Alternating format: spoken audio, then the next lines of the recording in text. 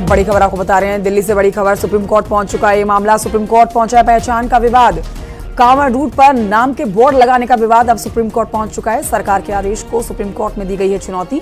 UP सरकार के आदेश को रद्द करने की मांग की जा रही है। एक एनजीओ ने सुप्रीम कोर्ट में लगाई है याचिका। कल सुप्रीम कोर्ट करेगा इस मामले पर सुनवाई।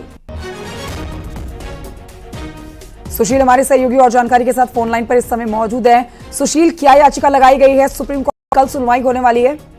जी बिल्कुल कंचन, देखिए यूपी सरकार की तरफ से कांवड़ यात्रा मार्ग की दुकानों पर जो नाम लिखे जाने का आदेश है यूपी सरकार से और मोबाइल नंबर, उस पूरे आदेश को फिलहाल सुप्रीम कोर्ट में चुनौती दी गई है। और ये चुनौती एक NGO association for protection of civil rights नाम के एनजीओ ने ये याचिका सुप्रीम कोर्ट में दाखिल की है और ये कहा है कि यूपी सरकार का आदेश तुरंत रद्द किया जाए क्योंकि ये आर्टिकल 19 का वायलेशन करता है।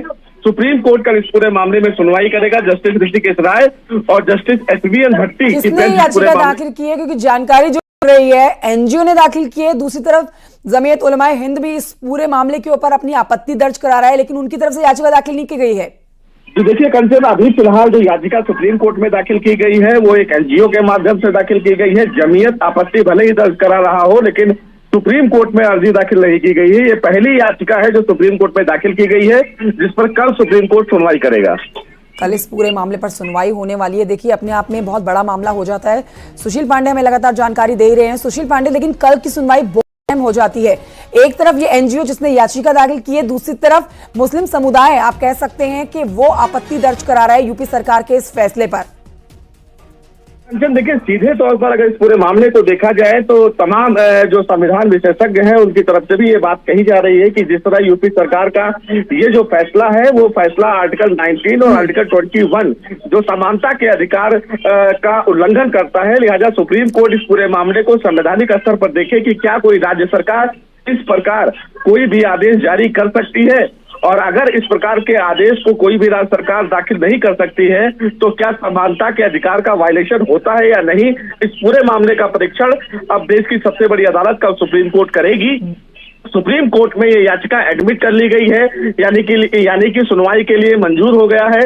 कल का दिन इसलिए भी अहम है कि अगर सुप्रीम कोर्ट इस पूरे मामले में कोई आपत्ति दर्ज कराता है तो निश्चित रूप से यूपी सरकार की तरफ से मुश्किलें बढ़ सकती हैं। और देखना कंचन ये भी महत्वपूर्ण होगा कि यूपी सरकार कोर्ट में ऑन रिकॉर्ड इस पूरे मामले को लेकर क्या कहती है कि यूपी सरकार की तरफ से इस पूरे मामले में ऐसा फैसला लिया गया जिसकी वजह से तमाम जो विवाद हुए, एक विशेष कम्युनिटी जो है वो लगातार आपत्ति दर्ज करा रही है। इसके पीछे की वजह क्या है, तो इन तमाम पहलुओं पर अब यूपी सरकार भी सुप्रीम कोर्ट में अपनी दलील देगी। बिल्कुल, सुप्रीम कोर्ट की सुनवाई काफी अहम हो जाती है। सुशील, देखिए, एक तरफ जो पहले मुजफ्फरनगर में ये आदेश जारी किया गया था उसे बाद में प्रदेश में जारी कर दिया गया। न सिर्फ यहाँ पर विपक्षी दल बल्कि घटक दल के भी नेता जो हैं वो खुलकर यहाँ पर योगी सरकार के फैसले पर आपत्ति जता रहे हैं।